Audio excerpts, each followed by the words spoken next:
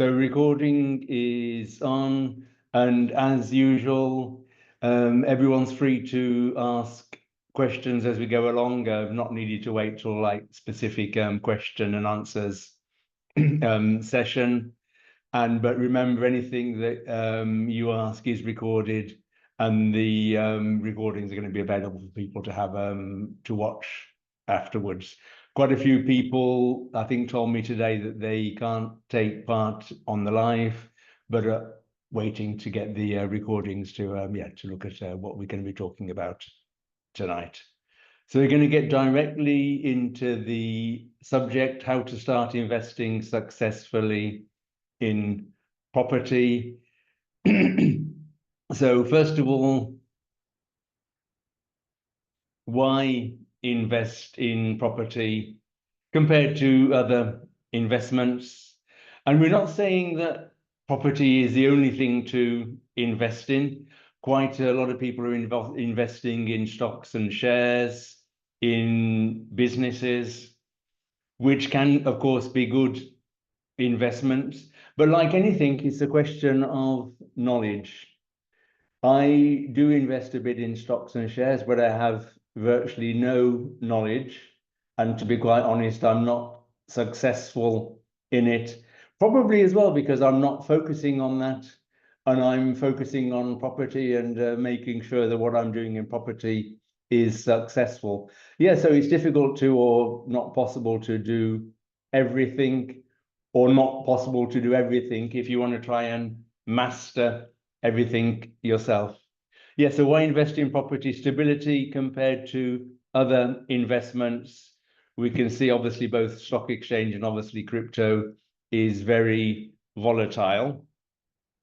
Property tends to be a lot more stable. Obviously, there are dips in property value, but over time they're always recovering and getting back to the same value and increasing in value. And another key reason to invest in property, obviously, it's tangible, it's real bricks and mortar. And this is something that is not available with, for example, generally with stocks and shares. With property, we can use leverage. So with property, we can go to the bank and borrow money towards the purchase of a property, generally up to 75% of the value of a property. So as long as our returns as a percentage are higher than the rate at which we're borrowing, then that is leverage, and that enables us to get a higher return on the money that we actually physically put into a property deal. So there's three key things we're always talking about in property: income generation, otherwise known as cash flow. So that means that we got money in a deal when we've paid the mortgage and all the operating costs. The rent that we get minus those costs and the mortgage costs obviously should be positive, and the higher that is, then the more cash flow that we have. When we're looking for cash flow, we're generally looking in areas of the UK where property prices are lower. Obviously, rental is going to be a little bit lower, but not in the same measure, so we're getting higher cash flow. Other thing on property, we're looking for capital appreciation, so the value of what we buy increasing over time. Historically, people have been looking to London for the highest capital appreciation. Over the last probably 3, 4, 5 years, in reality, we've seen higher capital appreciation outside of London than within London. But still, obviously, London is the capital. There's always a strong demand for property, and we are likely to continue to see capital appreciation. And then the third thing that we mentioned is leverage. We can use borrowed funds to increase our return on investment. So let's go on to the next one. I hope you can see this. This is a property investment flowchart, which is for someone who's like starting investing in property, or maybe you're already investing but not quite sure where you are in the grand scheme of things. we've put together this flowchart to basically follow and help people make decisions about how to invest in property. So we're going to run through this. We're going to start at the top. So the first question is, do you want to learn and understand deeply how property works, how property investment works, potentially with a view to directly choosing properties and looking after them yourself? Or do you just want to invest and get the returns from property? So we're either wanting to learn and understand deeply, in which case we're on the left side, or we just want to invest, and in that case we're on the right-hand side of this flowchart. So let's say we're on the left-hand side, we want to learn, understand how property investment works to be able to get maximum returns. Then we've got a few steps. Our first step is to get basic education and understanding of how property investment works. We need to do this, sort of have our basic education, because there's lots of different strategies to get money from property, and we need to understand the different ones, have an overview of that before then deciding on which strategy to focus on. We've got a little note here, decide on strategies with this little asterisk. And here we've got the explanation. We're deciding on strategies based on the amount of funds that we have available. If, for example, we've decided we want to profit and use by getting into commercial property investments, then we probably need a minimum of maybe 200,000 to buy suitable properties. So if you haven't got that amount of funds, then we can't go for that strategy. And if, say, we've only got maybe 10,000 of funds, but we really want to get started in property, then there are some strategies that we can use. So you could choose those, get the detailed training on those strategies and get going. So deciding on strategies. Then if you're looking to get involved yourself and really understand, to get detailed training and education on those specific strategies. And then we got the next question. So let's say a very common strategy that people use is the one that we call buy, renovate, rent and refinance. So we're buying a property, renovating it with the aim of adding more value than the money that we put in, so that when we refinance, we can get most of our money out to recycle it and get on to the next deal. So let's say that's a common strategy. Obviously involves finding properties below market value. It involves renovating them, because generally it's doing that is enabling us to add more value. It involves obviously getting them tenanted, the ongoing looking after them. So let's say we're focusing on the strategy. We now need to decide, do you have time and motivation to do it yourself? So if the answer to that one is yes, so maybe you've got a full-time job, but it's not ultra demanding, and after those 7 or 8 hours of work, you've still got energy and time to start looking at properties, start finding things, potentially managing the renovations. Then we're here on the yes, we've got time and motivation to do it ourselves. So in that case, we've got the yes here, and there we need to set goals, make plan, take action. And I've got the comment here, consider mentorship. It depends on individuals. Individuals might be really self-motivated, able to set goals and get on with things themselves, in which case it's fine. Or they might need that sort of accountability, someone who's going to be with them saying, what are you going to do? What's your goals? Break it down into months and weeks, and then every couple of weeks saying, look, what have you been doing? What have you found? And reviewing things in order to get fast to adequate results. So this is the direction of the person that wants to really get involved and do it themselves.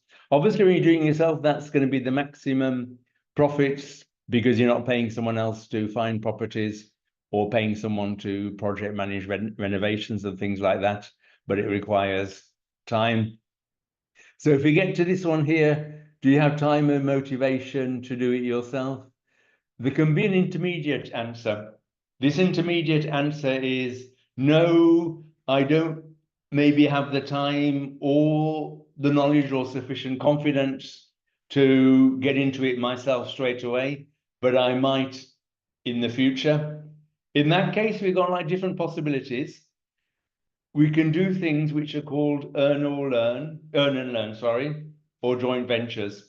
What that means is earn and learn typically is typically it's lending funds, obviously getting return on those funds, either interest and or share of the profit, putting that into a project with an experienced developer. And typically when this happens, it's also possible to come on site to get regular updates on the project. So at the same time as making your money work for you, typically when people do that, for example, when we're doing this, when we've got projects where we've got a temporary need of funds, maybe we're doing some development and we're able to refinance in 6 months.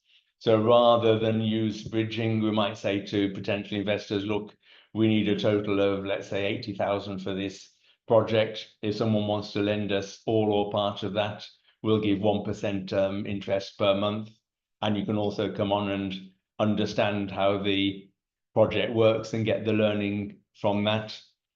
Or there can be, joint ventures, which also is where investors come on with an experienced developer. Typically, a joint venture is not like fixed interest over a period.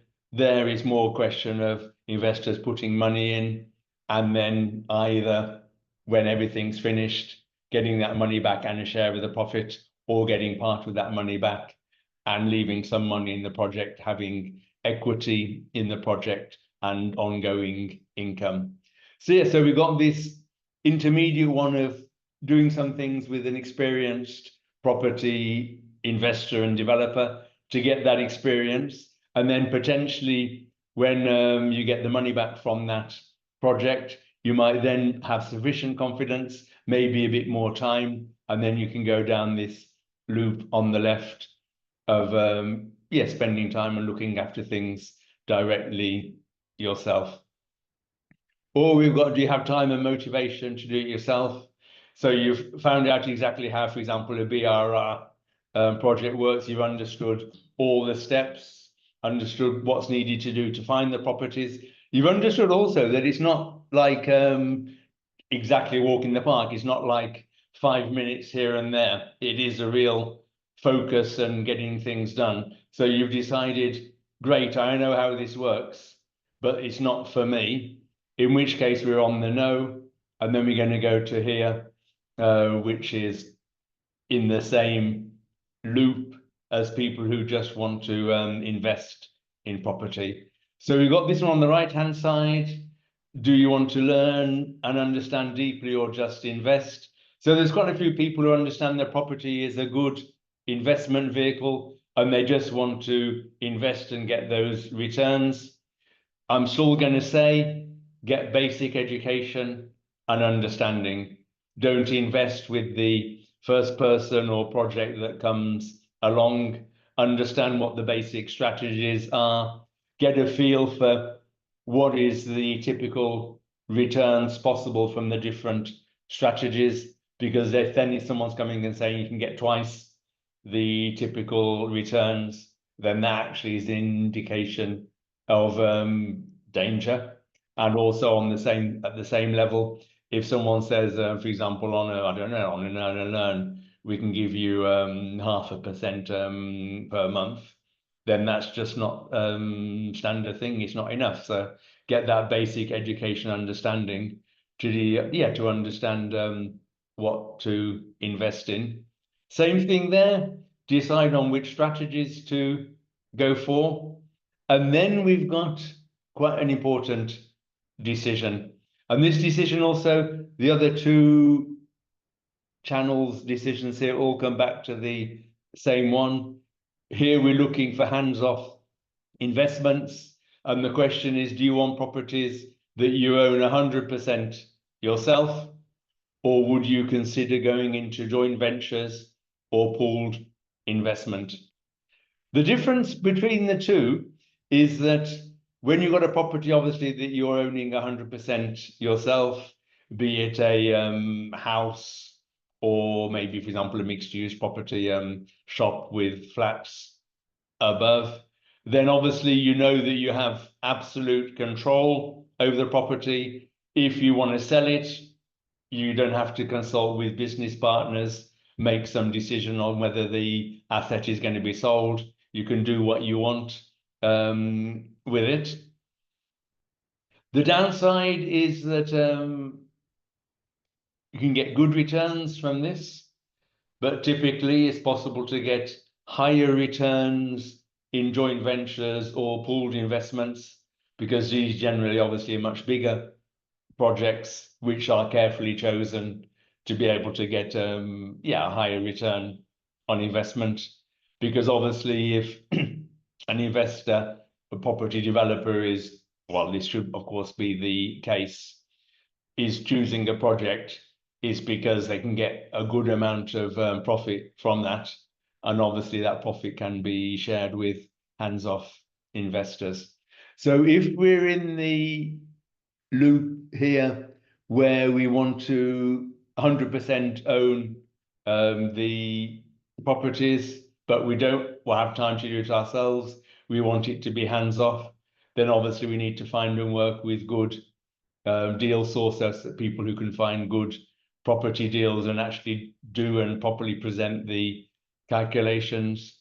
But also remember that getting a good deal, if it's going to be hands-off, doesn't stop with the paying the sourcer a fee for finding the deal, doing the conveyancing, and ending up with a property. Because once you have the property, generally there's going to be some renovation to do or some refurbishment to get it to the right value to refinance, or to get it in a good condition to be able to rent it out.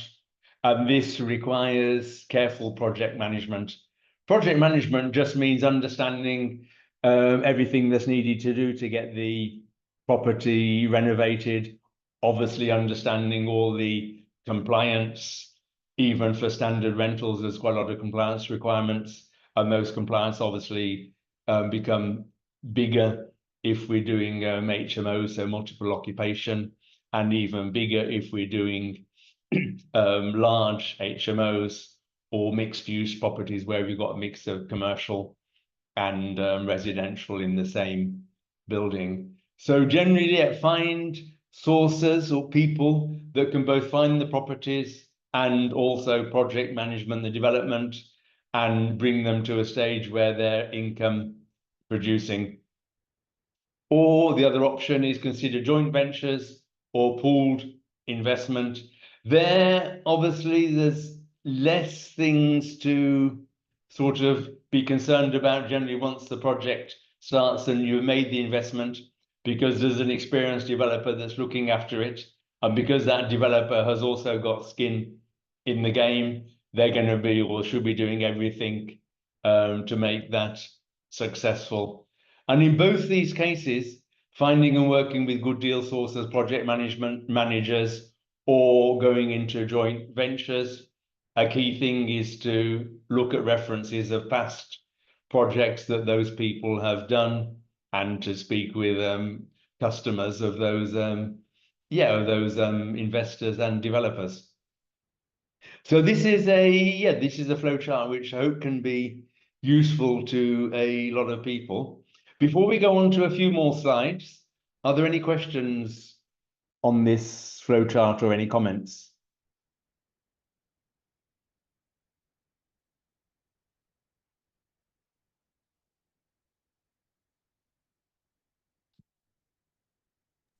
So far, so good for me. No questions. Thank you.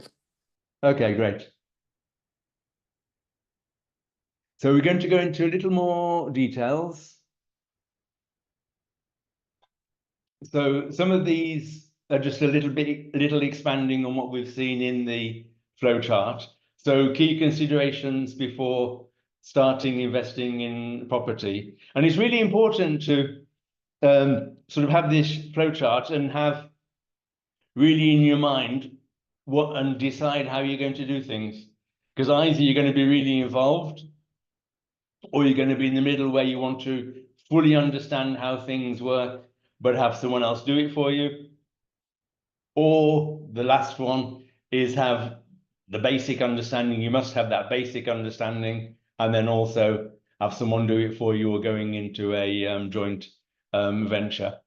So yeah, these are some of the key questions. Do you want to learn and understand all the details or just the minimum to invest soundly and get the returns? If you want to learn, do you then have time and desire and motivation to get involved and do things yourself? Then obviously understand how much money you have available to start with. Don't think that property is a get-rich-quick scheme like some people are saying. Can be a sound investment, but need to plan carefully, and don't put all available money into one project. Keep some reserve for unexpected events. Obviously, I'm advising on and speaking about different property strategies. I'm not a financial advisor. And when it's a question of how much money to invest, what to keep maybe for other things, pension and all that stuff, obviously that's not at all what I'm doing. There are obviously qualified financial advisors that can advise on those areas. But common sense is you don't put all the money in the same thing, and you do proper due diligence, understand what projects it's going into. And then another consideration, do you want to go it alone or do projects with other people? Education is really important in any sphere. So how do you get that education? So either we're talking about basic education on the different property strategies. There's quite a lot of information that we're giving on these webinars. The recordings of the webinars are on my YouTube channel, so it's possible to go back and look at them. Then, network meetings, meet other investors, get to know and speak with people that have already done the things that you're looking to invest in. And also as part of basic education, there are basic online training packages. We do one. It's not that expensive, actually. It's £120. It's 12 modules, and it goes over most of the typical property investment strategies. We do them, and obviously there are different companies that do them. We don't have a monopoly on this. And look at what exists and find ones that are suitable for you. Or full training. If you're looking at doing something yourself, if you're looking at doing, for example, implementing the BRR, buy, renovate, rent, refinance strategy, there's a massive amount of things to take into account to do it successfully and to really get a good return on the money that you put into it. And that is, I would say, always worth the money in going into more in-depth training, getting the training materials and putting that in front of you, making notes and making sure that when you actually get started, you are really following all those steps.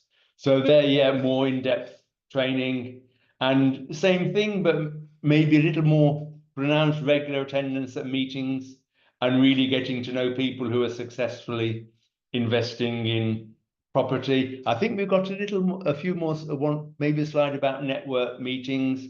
A key thing is there are two types of network meetings. There are network meetings where it's everyone going and having a drink and chatting with each other, which is good. But there are also those which are more structured, where there's obviously like networking, meeting people, but there's also people, maybe often there might be a broker there talking about how things are happening on the lending side, and then there'll be speakers maybe covering a specific subject, or maybe doing a case study of some of their projects. I'm doing that from time to time, like speaking at some network meetings, either on a specific subject or going through some case studies of projects that I've done myself or as joint ventures with other people. So yeah, first step in getting successfully investing in property is education. Step 2 is, do you have time and desire to get involved and do things yourself? So it's yes or no. If yes, then make sure you've really got that time. Make sure you've got the proper education and consider mentorship to have that push and to achieve results. And if you don't have that time, don't try and do something in the middle, because it'll be neither here nor there. If you don't have the time, but you, let's for example, just take buy some deal and then don't have someone look after the renovation, and you don't have time to look after it and check that everything's compliant, then that can lead to problems. So either you're fully focused and doing everything yourself, getting the knowledge, or you're made that decision, no, I understand how it works. And it's good sometimes to have that in-depth understanding, because if you're having someone else find properties and project manage them for you, with that education, you can ask all the right questions and not managing what they're doing, because they should be able to do it themselves and have sufficient experience, but you can ask those questions to determine and ascertain that they have that appropriate experience. Hands-off property investments. So again, we got the same question. You want to own full properties yourself or invest with other people? If you want to own full properties yourself and it's going to be hands-off, then you need to find obviously a good, reliable person or company who can find the properties, but not just find them, get them renovated and rented, and also help with the finance and other things like the conveyancing. That means introducing you to good brokers, good conveyancers. Obviously, conveyancing is regulated, but at the same time, there are ones that are like in anything that are slow, and the ones that are really fast. And I generally only recommend working with conveyancers where it's possible to directly speak with the solicitor or the conveyancer that is dealing with your projects, where you can pick up the phone and speak with them, ask questions.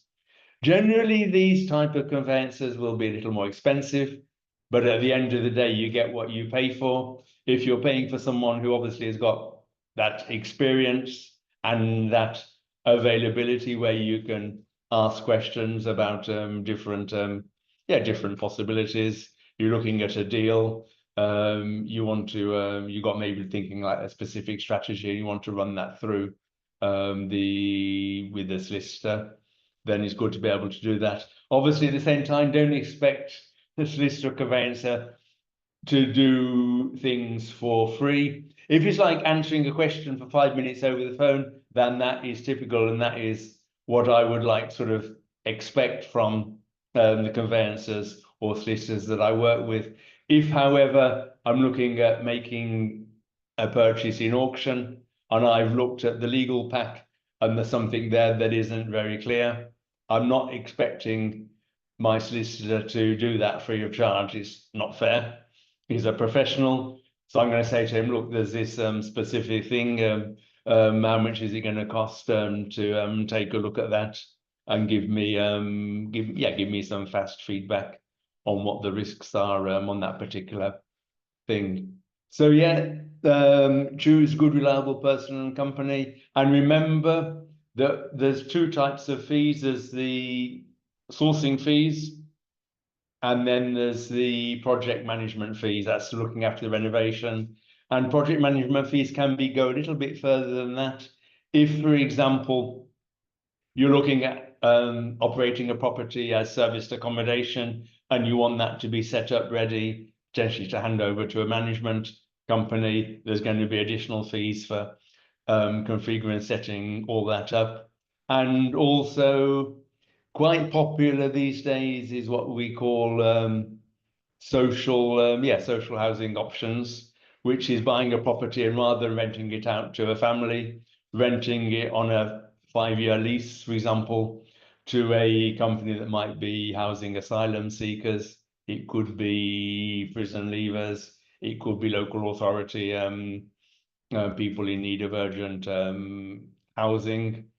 In these cases, generally, there's a lot more administrative work to get these over the line, and there's also quite a few specific adaptations relating, for example, to fire safety and other safety, health and safety aspects, which take quite a lot of time to manage. So obviously, if you're going down that line, which can be good because it's good, stable income, but expect to pay a little more on the project management to get that over the line. Unless, for example, maybe you're sort of skilled and comfortable in doing admin things.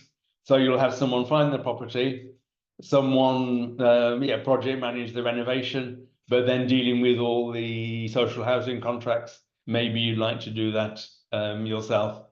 So remember, especially when we're talking about BRR deals where the aim is to get most of the money out to be able to reinvest, when it's hands off, obviously there's going to be more money left in each deal, but it's still a good way of getting into property. And rather than just buying one buy to let and forgetting about it, leaving all the money in, using someone who's experienced in finding the right properties, renovating them, and so you can get quite a lot of money out to restart the next one. It's obviously a faster way of getting into property. We call that also momentum investing. So hands-off property investment. Do you want to own full properties yourself or invest with other people? Investing with other people, there's 3 areas we cover here. One is joint ventures. We've spoken about those.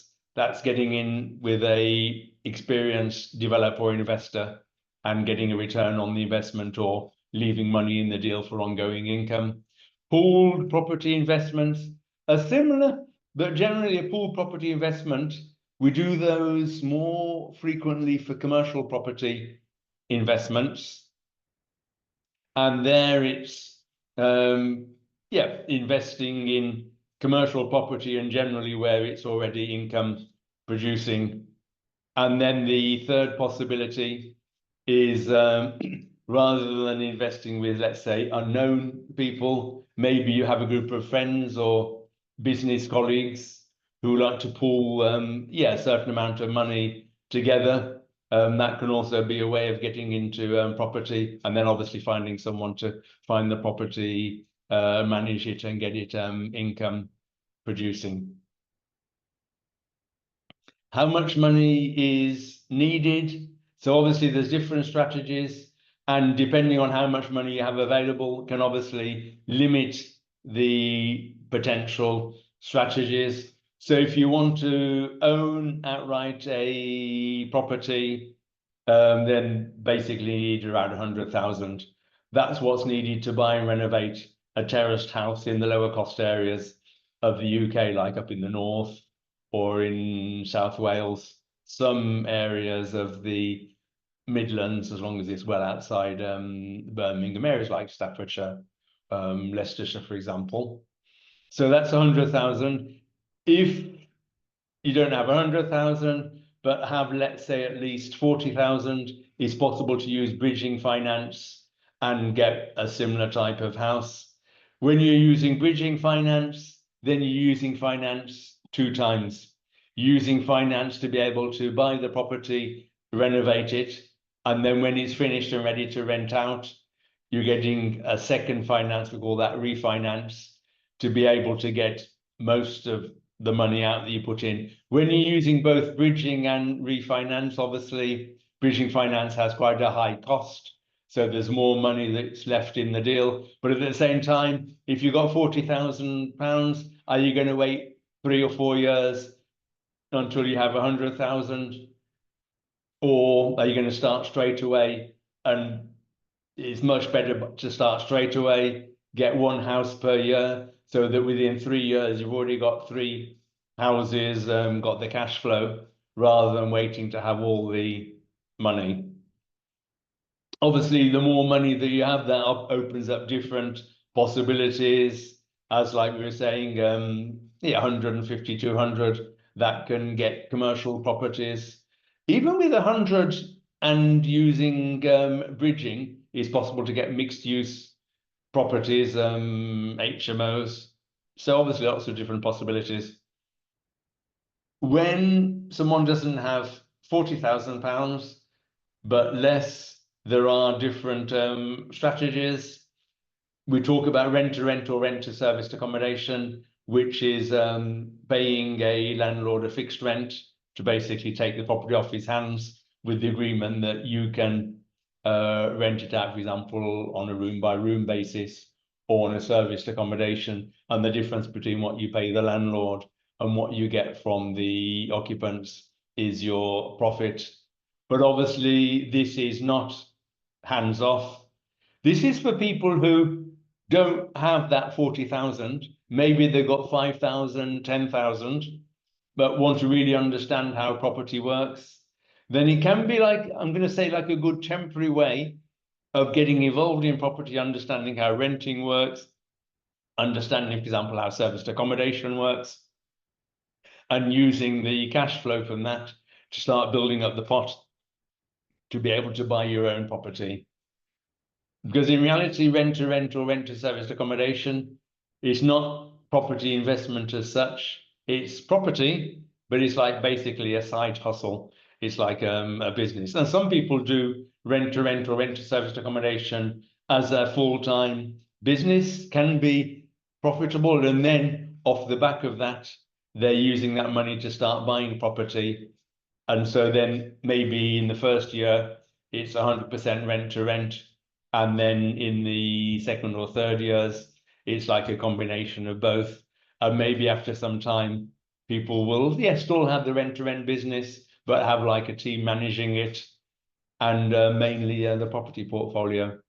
And then the other possibility is what we talked about, joint ventures or pooled investments, typically from around 10,000, but sometimes there's ones available from 5,000 upwards. Some of the strategies, just to name a few, obviously, if some of the people listening probably already know or come across these, there's the recordings. Most of these were covered in the first webinar series. So it's possible to go to the videos and learn about these. So the buy, renovate, rent and refinance, social housing, assisted living, all this stuff.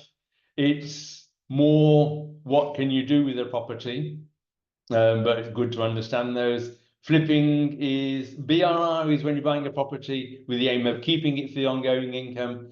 Flipping is when you're buying a property with the aim of adding value and selling it. I'm not a great fan of flipping, because when you've done one, then you've got some profit, but you have to immediately start again, and you're not building up that ongoing portfolio and income.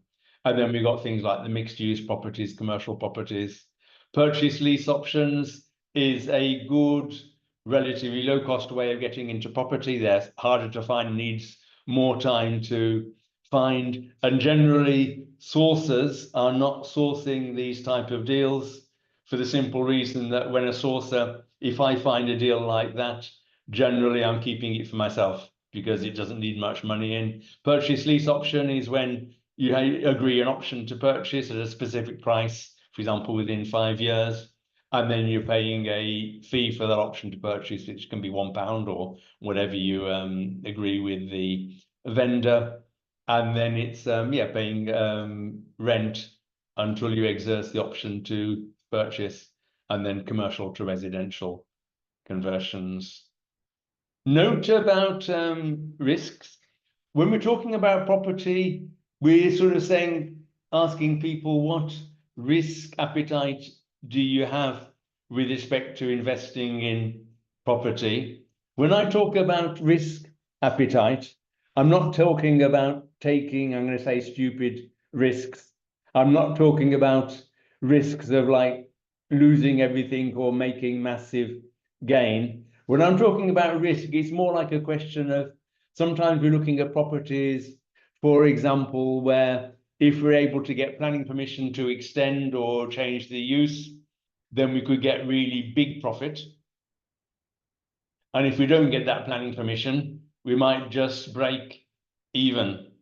So there, if we think we've got a good chance of, let's say, hitting the jackpot, but we know that if we don't get that, we're still able to sell the profit maybe at a slight loss, the property maybe at a slight loss or break even, then if we've got that appetite for doing that type of deal, then that's a good thing. Well, some people might say, look, I want to be sure of what I'm going to be getting. I want to do a standard deal where I know I can get between 10 or 15% return on the money that I leave in. So there, yeah, it's needed to evaluate, make a decision on what sort of risk you want to take. But obviously, don't take risks where it's possible to to lose everything. The biggest risks in reality are generally when you're using bridging finance to buy and develop a property. And if that requires planning permission, then obviously there's a risk if you don't get that, then the bridge is going to end, and how are you going to repay the bridge? And those are risks that we don't take. Well, I don't take, and I don't recommend other people to take them. I have taken them in the past, and I haven't always had good experiences. And that's also why it's good to learn from people that have done property and obviously made mistakes, learn from people's mistakes to not make the same mistakes. Build your action plan. So that's specifically, and I say mainly if you're going to be doing things yourself, but even if you're doing hands-off investments, it's good to have an action plan, because otherwise you just leave things and think, I'll think about that later. And you've got money sitting in the bank earning next to nothing, at least you're earning below inflation. Whereas if you actually decide you're going to do something, get a bit of basic education, look at some deals and get your money working for you, then obviously that's much better. And when we talk about action plans, this actually is the wrong way around. Normally we're talking about a 1-year goal. So let's say a 1-year goal for someone who doesn't have any property might be, I'm going to get my first buy-to-let property as a BRR deal. Because that's good to have like some visibility for the year ahead. But at the same time, then start thinking about the 5-year goal, which can be, I want to add 1 house per year, or it might be the first year, I just want to do 1 to understand how it works. Then I'm going to scale up and do 2 per year. From the 1-year goal, break it down into months and break those months into weekly plans. Decide what training you're going to take and do it. Decide about networking, and decide about, for example, every month you're going to go to 1 event and consider mentorship. So are there any questions?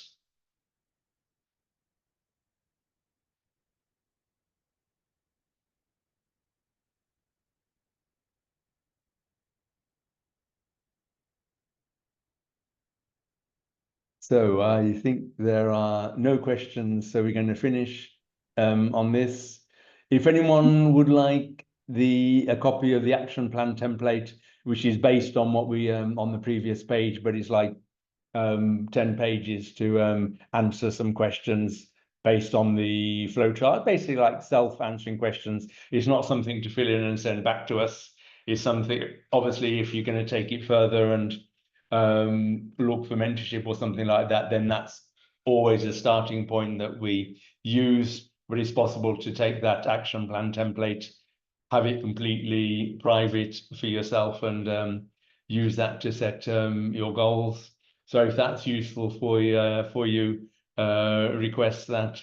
If you're on the YouTube stream on the YouTube, there's our contact information. There's a link to the contact details on the website where you can just put a message and ask for that.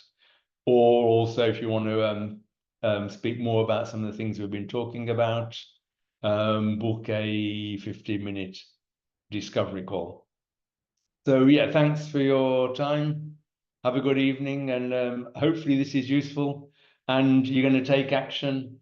If you've decided you want to invest in property, follow through the different steps, decide where you are, make some decisions, and take action. So yeah, thanks. Have a good evening. Thank you very much. It's very informative. Thanks. Thank you very much. I'll call you shortly, Trevor, if that's okay. Thank you. Okay, great. Yeah, cheers. Yeah. Thank you. Cheers. Bye. Bye.